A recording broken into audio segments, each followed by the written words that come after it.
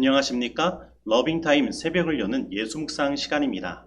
오늘의 예수묵상 범위는 마태복음 8장 23절로 34절까지의 말씀입니다. 오늘로 이 말씀 속에서 하루를 살아가는데 필요한 영적인 힘을 얻게 되기를 간절히 소원합니다. 배에 오르심에 제자들이 따랐더니 바다에 큰 놀이 일어나 배가 물결에 덮이게 되었을 때 예수께서는 주무시는지라. 그 제자들이 나와 깨우며 주여 구원하소서, 우리가 죽겠나이다. 어찌하여 무서워하느냐, 믿음이 작은 자들아. 하시고 곧 일어나사 바람과 바다를 꾸짖으시니 아주 잔잔하게 되거늘 그 사람들이 놀랍게 여겨 이가 어떠한 사람이기에 바람과 바다도 순종하는가? 또 예수께서 건너편 가다라 지방에 가심에 귀신 들린 자 둘이 무덤 사이에서 나와 예수를 만나니 그들은 몹시 사나워 아무도 그 길로 지나갈 수 없을 지경이더라. 이에 그들이 소리질러 하나님의 아들이여, 우리가 당신과 무슨 상관이 있나이까? 때가 이르기 전에 우리를 괴롭게 하려고 여기 오셨나이까? 마침 멀리서 많은 돼지떼가 먹고 있는지라. 귀신들이 예수께 간구하여 이르되 만일 우리를 쫓아내시려면 돼지떼에 들여보내주소서. 가라. 하시니 귀신들이 나와서 돼지에게로 들어가는지라. 온 떼가 비탈로 내리더라 바다에 들어가서 물에서 몰사하더니 치던 자들이 달아나 시내에 들어가 이 모든 일과 귀신 들린 자의 일을 고하니 온 시내가 예수를 만나려고 나가서 보고 그 지방에서 떠나시기를 간구하더라. 오늘 본문 말씀은 예수님과 제자들이 탄 배가 큰 풍랑을 만나는 것으로 시작합니다. 그런데 여기에서 우리는 이러한 생각을 할 수 있습니다. 예수님은 이러한 큰 풍랑이 일어날 것을 미리 아시지 않으셨을까? 미리 아셨다면 예수님께서 이 풍랑이 있는 곳으로 배를 타고 가신 목적이 무엇일까? 오늘 본문 바로 앞의 마태복음 8장 19절로 20절에는 한 서기관이 예수님께 나와 선생님이여 어디로 가시든지 저는 따르리이다 라고 말하며 자신을 예수님의 제자로 삼아달라는 요청을 하는 장면이 나옵니다. 하지만 예수님은 여우도 굴이 있고 공중에 새도 거처가 있으되 인자는 머리 둘 곳이 없다 하시며 그 서기관의 요청을 거절하셨습니다.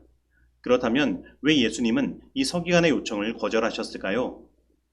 첫째, 서기관은 예수님을 선생이라 불렀습니다. 그래서 그가 예수님을 따르는 목적은 단순히 지적 충족을 위해서였음을 보게 됩니다. 그래서 둘째, 그에게는 고난에 대한 각오가 없었습니다. 언제든지 그의 욕구가 충족되지 못한다면 그는 떠날 준비가 되어 있었던 것입니다. 그리고 바로 다음 마태복음 8장 21절로 22절에 보면 제자 중 한 사람이 가서 자신의 아버지를 장사하게 허락해달라고 예수님께 구하는 것을 보게 됩니다. 그런데 그때 예수님께서는 죽은 자들이 그들의 죽은 자를 장사하게 하고 너는 나를 따르라고 말씀하시며 그 아버지를 장사하는 곳에도 그 제자가 가는 것을 허락하지 않으신 것을 보게 됩니다. 그런데 우리는 여기서 잠깐 생각해야 할 것이 있습니다. 그것은 바로 이 마태복음 8장 19절로 22절 말씀은 마태가 의도적으로 마태복음 8장 18절과 23절 사이에 집어넣은 삽입절이라는 것입니다. 그 이유는 첫째, 같은 공간복음인 누가복음의 순서는 바람과 바다를 잔잔케 하시는 이야기가 이 서기관과 제자 중 한 사람의 이야기보다 먼저 나오고, 둘째, 마가복음에는 이 이야기가 나타나 있지 않기 때문입니다. 그렇다면 마태는 왜 마태복음 8장 19절로 22절을 바람과 바다를 잔잔케 하시는 이야기 사이에 삽입해서 넣었을까요? 우리가 19절로 22절 말씀을 보면 이러한 생각을 하게 됩니다. 예수님은 자신을 제자로 받아달라고 한 서기관을 거절하셨습니다. 그런데 반면에 자신의 아버지를 장사하고 돌아오게 해달라는 한 제자의 요청은 거절하시고 너는 나를 따르라고 하셨습니다. 그러면 과연 예수님을 따른다는 것은 무엇일까요? 왜 우리는 예수님을 따라야 할까요? 마태는 그에 대한 해답을 오늘 본문 가운데서 하고 있는 것입니다. 여러분, 예수님을 따른다는 것은 무엇입니까? 그것은 큰 풍랑과 파도가 치는 역경이 있는 곳으로 그분이 인도하시더라도 따라가는 것입니다. 그리고 큰 풍랑과 파도가 치는 곳에 있어도 예수님을 바라보고 의지할 때 그 모든 것은 아무것도 아닌 평온으로 바뀐다는 사실을 믿는 것입니다. 그리고 예수님을 따른다는 것은 예수님은 바람과 파도도 순종케 하시는 전능하신 하나님이라는 사실을 믿는 것입니다. 그리고 예수님을 따른다는 것은 오직 자신의 목숨과 구원이 예수님께 달려있다는 사실을 믿고 오직 예수님께 소망을 두는 것입니다. 즉, 예수님은 이 풍랑 속에서 제자들의 전적인 믿음을 요구하고 있었던 것입니다. 그리고 그 전적인 믿음을 가질 때 예수님과 같이 그러한 풍랑 속에서도 평온을 가질 수 있다는 것을 보여주시기를 원하셨던 것입니다. 그러나 얼마나 자주 우리들은 예수님을 따른다고 하면서 두려워합니까? 왜 우리는 불안해합니까? 그것은 아직 우리가 내 스스로 내 자신을 구원하려고 노력하는 일들을 멈추지 않았기 때문입니다.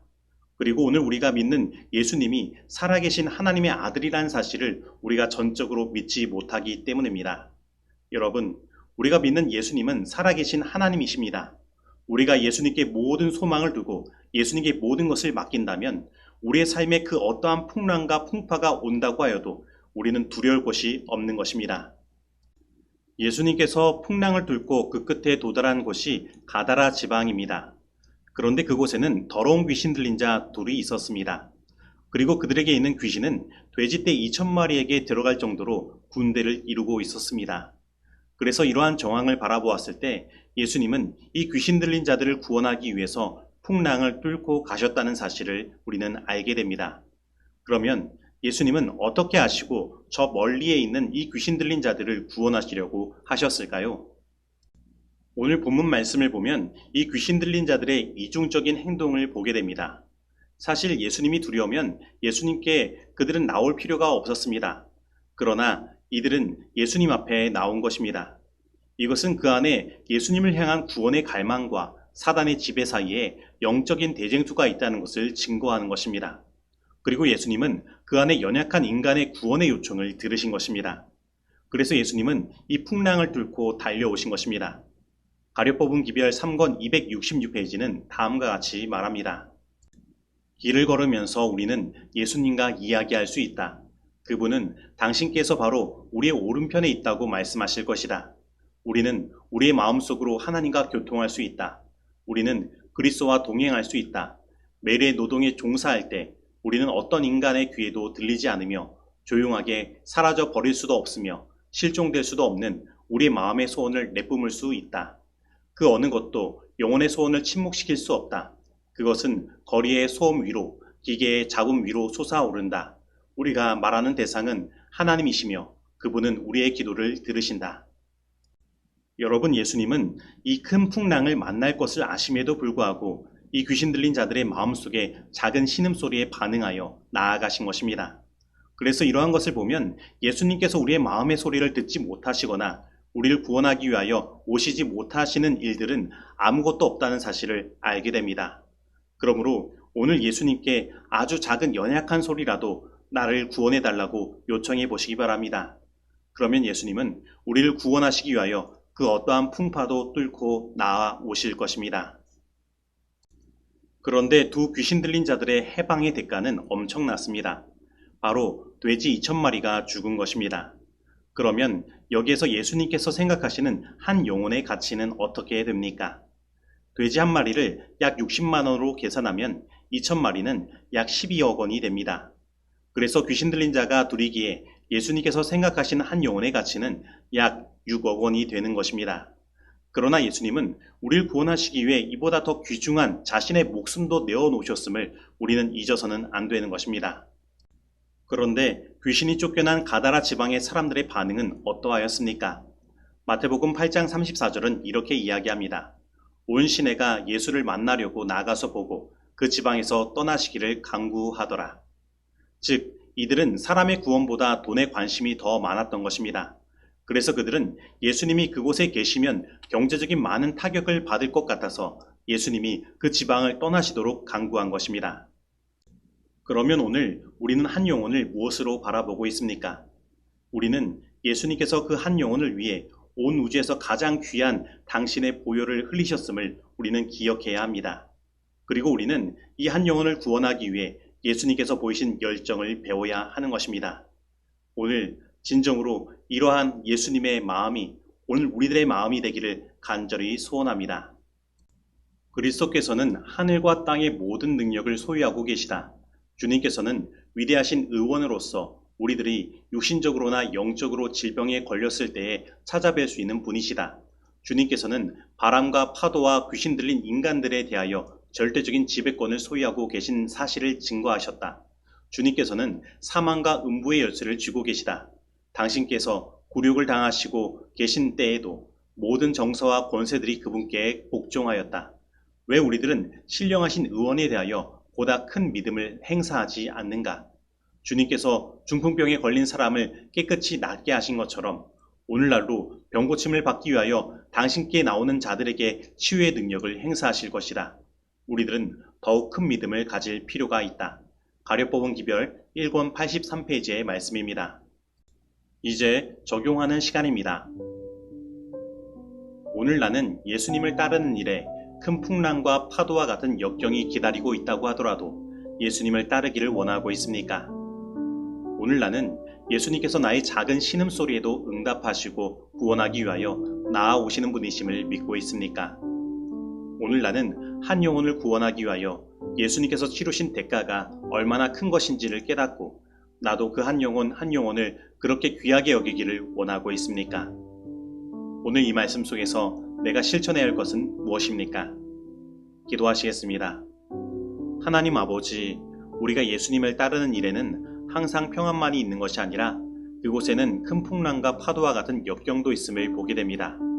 하지만 우리가 그럼에도 불구하고 예수님을 따르는 것은 우리의 목적이 평안에 있는 것이 아니라 예수님 자체에 있기 때문이며 우리가 예수님께서 온 우주를 창조하신 전능하신 창조주이심을 믿기 때문입니다. 하나님, 오늘 우리의 삶 가운데 있는 모든 풍랑과 풍파를 잠잠케 하여 주시고 하늘의 평안을 허락하여 주옵소서. 그리고 오늘 우리의 작은 신음소리에도 민감히 반응하시고 우리를 구원하시기 위하여 나오신 예수님의 그 열정을 바라봅니다. 그리고 한 영혼을 구원하기 위하여 예수님께서 치르신 대가가 얼마나 큰 것인지를 바라봅니다. 하나님, 오늘 우리도 그 예수님의 그 열정과 한 영혼을 가치 있게 바라보시는 눈을 갖기를 원하오니 우리에게 허락하여 주옵시고 오직 주님의 심정과 능력으로 우리의 모든 일들을 해나갈 수 있도록 인도하여 주옵소서. 예수님의 이름으로 기도드립니다. 아멘.